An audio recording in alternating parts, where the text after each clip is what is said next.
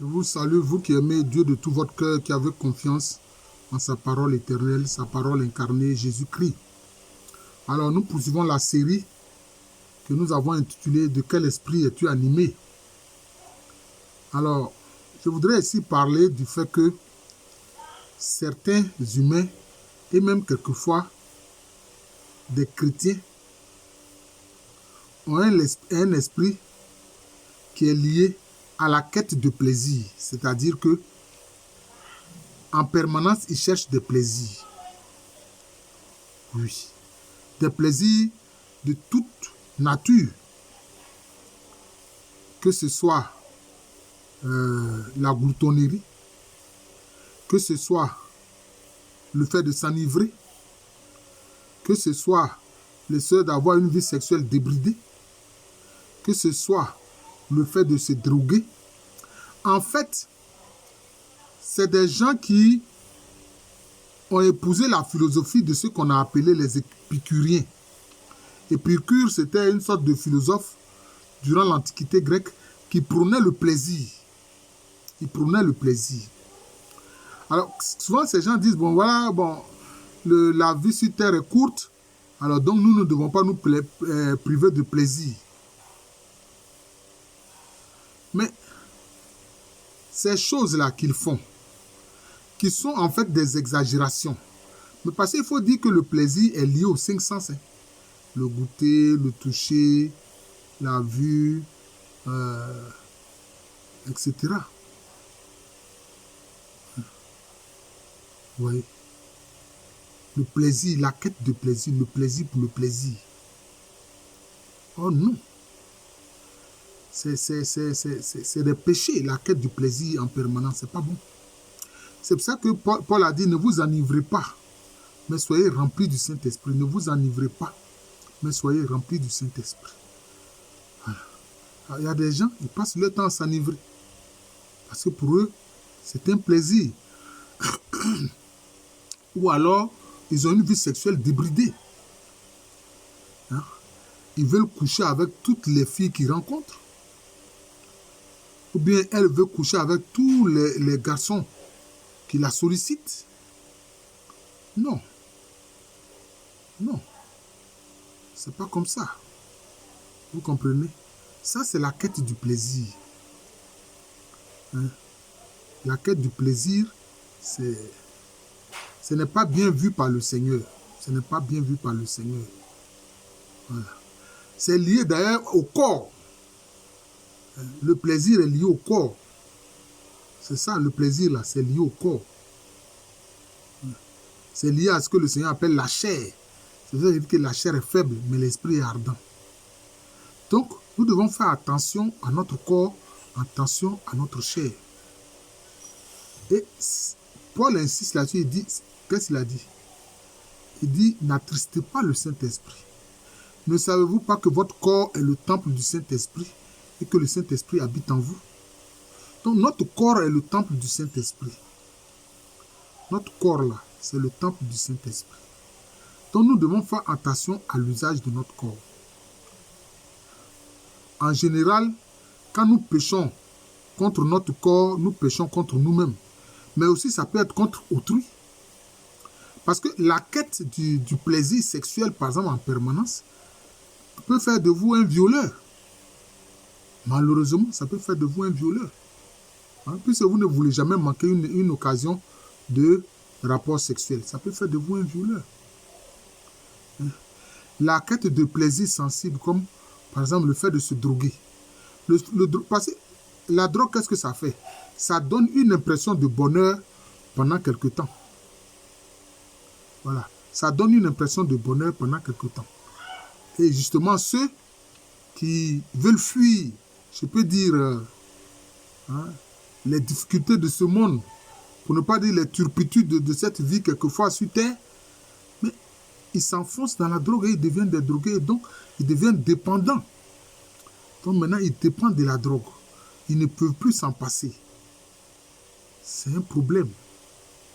Parce que c'est un tort qui est fait à notre corps, qui est le temple du Saint-Esprit. Donc nous ne devons pas rechercher le plaisir pour le plaisir. Non. Nous ne devons pas rechercher le plaisir pour le plaisir. Non. Vous voulez sexualiser, mais faites-le dans la normalité avec votre épouse. Voilà, c'est tout. C'est tout.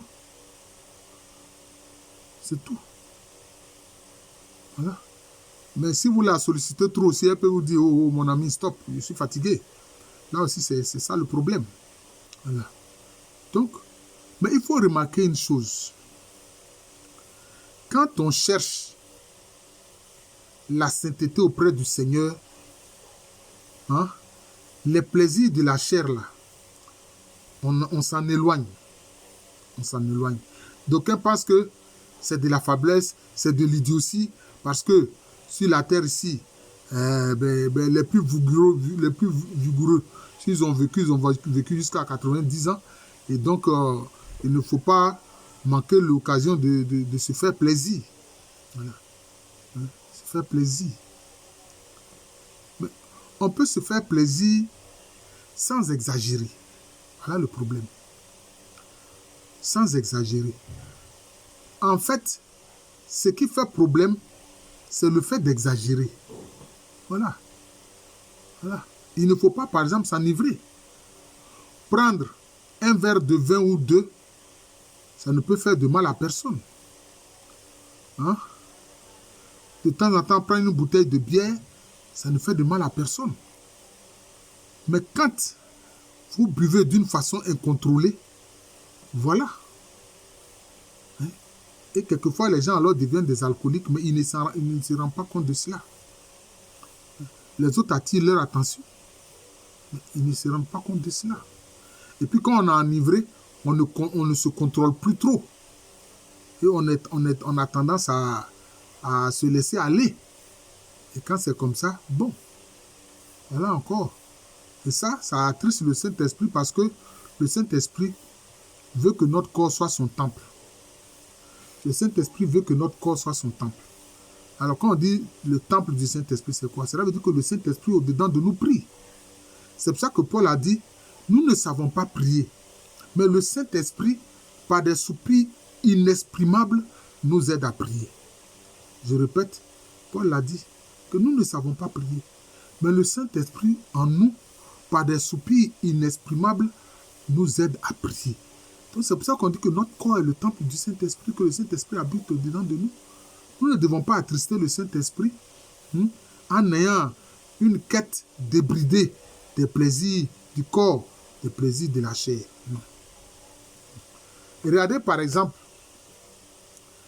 Saint-Esprit dénonçait justement ce qui se passait à son époque. Parce qu'à son époque, cette époque-là, la zone était dominée par l'Empire romain. Que faisaient certains Romains? Ils avaient ce qu'ils appelaient des vomitoriums. C'est ça les excès de table. Ils avaient ce qu'ils appellent des vomitoriums. C'est-à-dire, il a mangé, non? Il est rassasié. Mais quand on est rassasié, c'est fini, on arrête de manger. Notre ventre même nous dit, oh mon ami, tu as fait le plein. Tu as fait le plein d'énergie avec la nourriture, tu arrêtes, c'est bon. Mais ils avaient des vomitoriums. C'est-à-dire, qu'est-ce qu'ils font? Il se lève, il va à un endroit, il met le doigt dans la bouche, dans sa gorge, il rend ce qu'il a mangé, et puis il retourne à table manger encore. C'est ça les vomitoriums. C'était ce que certains Romains faisaient. Et justement, Paul a attiré l'attention des chrétiens sur ça. De ne pas faire la même chose. Hein? De ne pas avoir cette pratique des païens. Hein? Qui consiste à faire usage des vomitoriums. Hein? Manger, vomir, forcer un vomissement, et puis revenir manger, etc. Donc vous voyez, on peut se faire plaisir, mais dans la mesure. C'est pour ça que l'une des qualités importantes, l'une des qualités cardinales, c'est quoi? C'est la tempérance. C'est la tempérance. Voilà. L'un des dons cardinaux, là, c'est la tempérance. Le fait de ne rien exagérer, de faire tout avec mesure, c'est une qualité. Avoir de la tempérance, c'est une qualité. C'est ça. C'est une vertu cardinale. l'une des vertus cardinales, c'est la tempérance. Ne rien exagérer. Faire tout avec mesure. Voilà. Je suis le frère Jean de l'amour de Jésus, c'est mon nom spirituel. Et à l'état civil, je suis le professeur Allo Kwame Remy. C'est le Saint-Esprit qui nous aide à notamment éviter justement ces plaisirs excessifs de la chair du corps. Voilà.